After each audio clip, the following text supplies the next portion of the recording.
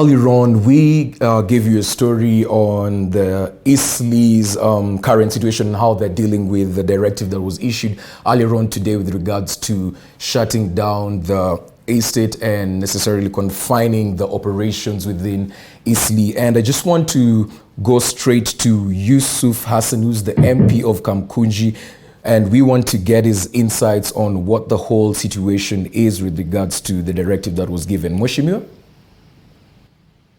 Well, thank you so much. I haven't seen the details of the directives other than the fact that it's a containment that will last 15 days. And that after those 15 days, we hope that there will be a review. But we are looking forward to the Ministry of Health coming down to Eastleigh as they have been working with the community, because we are rather disappointed by this abrupt decision. Yes. Because we only started the mass testing on Friday. Yes. After 3 days, we had reached 65 people, which is not significant from a sample of about 2,000 people. Yes. So we were hoping to continue and get a much clearer evidence of what the trend is, because I don't believe that Eastleigh is much worse or higher than any part of Nairobi. The only reason why Eastleigh is in the news is because it is a major business hub, and also because in the last few days we have been carrying out mass testing. And people have come to take advantage of the opportunities to test themselves. And many of them are not necessarily residents or business people in Eastleigh. So I think the samples that we've had recently does not give us a clear picture of where this particular problem is. And I think if you look at the health expert observations, is that there are thousands of other people who are not showing any signs of infection, but are infected. They don't know. We don't know. The public health does not know. So there are many unknowns in this particular situation that we were hoping to get a grip of. But nevertheless, now that the containment has started, we expect some very clear guidelines of what the expectations and the outcome is, and what we intend to do as a community is to get together and to make sure that we work with the health experts to make sure that, in fact, we play our role in containing this particular problem. But my biggest concern is the economic impact of it. You know, it is one thing to ask the person to protect their health, but it's also important, given the fact that the majority of the people, the vast majority of the people who come to Eastleigh, who live in Eastleigh, are low-income people who survive on the margins. Even before the COVID-19, they were struggling. So I also want to know from the government side what economic provisions would be there to support these particular people. Is the government going to feed these people in those 2 weeks that the close down is in force? Many of these things should also be taught, because we should not be asking people to choose between their health and their livelihood. Now, earlier on, when you mentioned something really important, you talked of mass testing. Now, this began, I believe, a week ago, and in areas like Kawangware. Pardon, Mheshimiwa, can you get me? Yes, Kawangware and Eastleigh were one of the first places in Nairobi to have the mass testing. And in fact, the turnout in Eastleigh quite considerable, quite higher. And I was happy, the Eastleigh business community and Eastleigh residents were happy that, in fact, Eastleigh was chosen for the start of the mass testing. But it does not really mean that all the people who have been tested positive in the Eastleigh mass testing are from Eastleigh. Some of them are from the neighborhoods. Some of them are people who've come to do business or to come and visit, and they have taken advantage. So it doesn't give us a picture, a clear picture of whether Eastleigh is much worse or higher in comparison to other areas. There's no comparison. At the moment, what we have is Kangware and Eastleigh. And there's a vast space in there of 5 million people, 5 million Nairobians. So I think we should not delude ourselves that because we have put a lockdown on Eastleigh or a part of Mombasa. All right, Mheshimiwa. We will be in the position to control the situation. Yeah, so I just want to ask, do you feel like Eastleigh has been used as a sacrificial lamb, so to say, with regards to treating and curbing this COVID-19 pandemic? I think there has been a general panic as far as the numbers are concerned. And I think somehow there has been a lot of pressure to use a particular part of the city as an example. And I think in this particular case, unfortunately, Eastleigh has been used as an example. I'm not saying that there are no problems in Eastleigh. There are, and they need to be addressed. But in fact, we can only win against this deadly disease by working together with the community, engaging the community, getting the consent and the buy-in of the community and the business community. This is not something that just cannot be done only by the government. And we have been working with the government. Eastleigh has been exemplary. They came out. Yes. They closed the shop. They put the necessary precautionary public health measures in place. Yes. And they invited the government to come and do the mass testing. So we have been on the message, and we've been working with the right authorities. And therefore, I was expecting a deeper engagement once we get a much clearer picture. And I believe that the decision that has been made by the Ministry of Health is based on scientific evidence, on sound scientific grounds, and in fact that they have a clear pattern, and they have taken that decision on the basis of that clear pattern. But otherwise, I fear that in fact all this exercise may come to nothing, because there hasn't been any measures that have been put in place to make sure that in fact this particular exercise succeeds. I think someone panicked and they pressed the button, and that happened to be Eastleigh. Because if you look, there are many other markets in Nairobi that are crowded. Go around Nairobi, just look around, and you would see that there are many places that are exact replica of Eastleigh, and we do not know whether those places have the virus because no tests have taken place. Yeah, can you get me?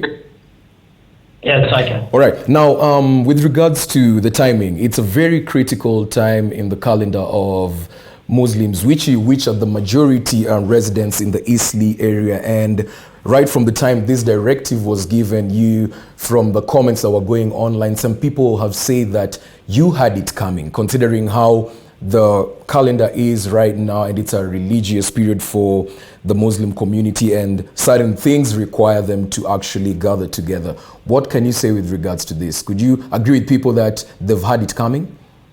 Not really. I would say that is rather an unfortunate statement, and I think it kind of demonizes a particular community, and it could also create a fear and anger, some form of stigma and stigmatization.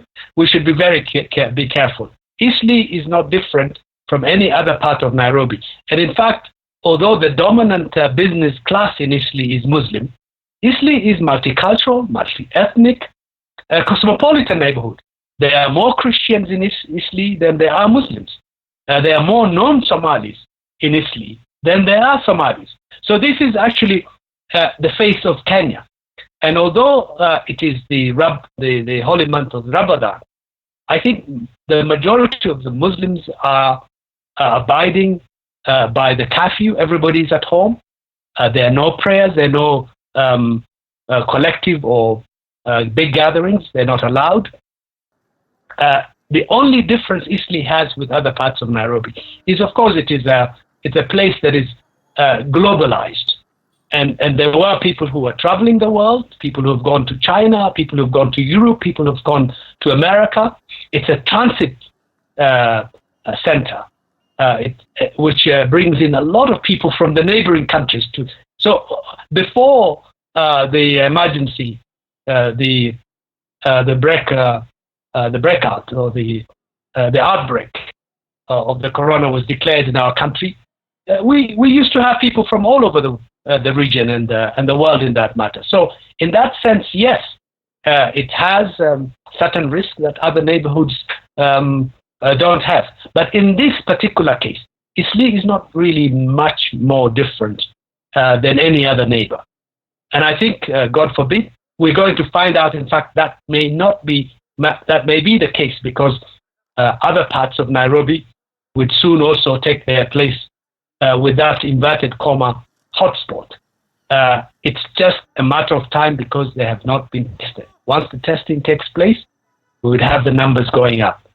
And I'm glad that, in fact, we're able to. I want to cut you short and bring in a question because you're running out of time a bit, but just let me take you back 7 years ago when Eastleigh was also singled out, a section of people in Eastleigh was singled out in an operation known as Operation Linda Nchi, where they were actually extracted and relocated to a different situation. Do you see such a similar thing going down this time around? No, that would be very unfortunate. No crime has been committed in Eastleigh. It is not the fault of the people, obviously, that we have COVID-19. We are working with the government to make sure that, in fact, all precautionary public measures are met. And there's absolutely no reason to victimize, to demonize, or stigmatize Eastleigh. And I can tell you that we would not accept it. And I do not expect from our leadership that they would be taking that negative and unfortunate route. Move back to the issue of hotspots. When you speak about Kamkunji, there are definitely areas such as Majengo and markets in these places that are heavily, densely populated. Now, what's the fear? Do you fear that there could be a very, very high rising number in terms of infections of these certain places? Well, I must say that from the onset, although I am very concerned about the devastating impact of COVID, given the experience of other countries, I have been quite optimistic in the sense that there are certain positive things that have been going for us as a country and as a people. The infection was not spreading rapidly. The death rate was relatively low. And I somehow felt gut feeling that perhaps because of our demography, because of our weather, we may actually not be impacted negatively as other countries. But that doesn't mean that I don't fear and I don't worry about the fact that, in fact, this could spread and could have a devastating impact on our community, particularly in highly congested neighborhoods where the idea of physical distancing is just not practical or possible. Because if you look at areas like Majengo, Shaurimoyo, Kiambiu in my neighborhoods, yes. You simply would not be able to have any physical distancing because of the housing conditions there and how people live on top of each other. Yes. So what I hope is that we will be able to contain yes. the infection from getting into those communities. All right. And that's what I'm hoping for. Yes. Now, earlier on, when you talked about mass testing, I remember, let me again refer to Kawangware. When the mass testing began, you had a section of the people who did not go for the testing complaining that the government needs to sort out issues of their stomachs first before they can start dealing with COVID-19. When you come back to Kamkunji, which is your area of residence where you're in charge of, besides what the government is trying to do to cushion the low-income earners and the normal Mwananchi, what has the administration done with regards to ensuring these people see through this phase in a sane type of way?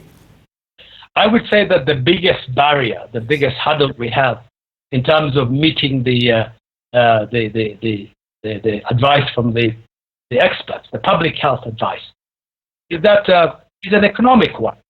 the majority of the people are poor. They're struggling to pay their rent. They're struggling to put ugali on the table. And therefore, you cannot ask such a person to forego their daily activities in order to save them from COVID-19. This is a very hard choice, a choice between a hard place and a rock and a hard place. And unless the government is able to offer food to these communities, they would not be able to survive under containment. They would not be able to survive under restrictions. If you close the market, you are literally starving these people to death. And if we are going to close the markets to save their lives, then we must be able to provide food and support to those communities. I don't see that at the moment. The government needs to step up to be able to assure the community that, in fact, they don't need to choose between their health and their survival, between death or sickness by a deadly disease or hunger and starvation. This is a very, very difficult choice for someone to make. And this is the reason why many people are not coming for the test. This is the reason why people are not going to stop from doing what they are doing, because they simply cannot afford that luxury. Yes. And the option is to be able for the government to step in and provide the necessary support for these people to survive during this particular period, so that by time to be able to get out of this crisis and be able to reach the next stage. All right, Mheshimiwa, one last question before I let you go. Now, the country, Eastleigh, is experiencing a partial lockdown as we speak, and there's been a lot of talk around different places that the government should lock down the whole country and stop doing these partial lockdowns, because they believe that the total lockdown is the reasonable step to take forward. Considering the country that we are, Kenya, right now, from your own personal perspective, do you feel like that is the right way to go in terms of locking down the whole country? Well, I think I was in favor of a partial lockdown because of the economic factor. Because I understand the constituency that I represent simply cannot survive if there was a total lockdown. But if the rate of infection goes up, the only option we have that has been tried in other parts of the world is a lockdown. But a lockdown has responsibilities, has outcomes that the government really does need to be able to say, yes, we'll do a lockdown, but we have the provisions, we have the food supplies, and we have the support that these communities do need, like they have done in other countries. Unless you're able to do that, a lockdown could be suicidal, because it will create conditions of starvation, conditions of unrest that we have seen in other parts of the world. It has to be balanced. You have to balance.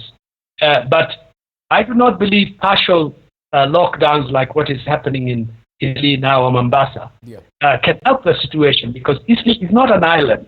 It's not a place where you can completely seal off. In this particular situation, it will slow down the process. It will allow the government and the people to sort of work out health arrangements that can ease the situation. But at the end of the day, if there's an increase in the infection rate, the only option for us as a developing country is to lock down, provide the necessary supplies and food assistance, feed the population, make sure nobody dies of hunger, and stay out to allow the disease to die and to be rolled back. All right, Mheshimiwa, just before we go, 20 seconds on this last question. There are still people who actually believe this COVID-19 is a conspiracy, that it doesn't exist. What's your last word? 20 seconds. I don't believe that. I think I believe in the scientific fact that it is real. It is an unfortunate virus. It is with us. And I hope that, of course, with scientific advancement, we'll be able to get a remedy or a vaccination to be able to survive. All right, Mheshimiwa. Thank you very much for your time this evening. Yes, it's a pleasure. All right.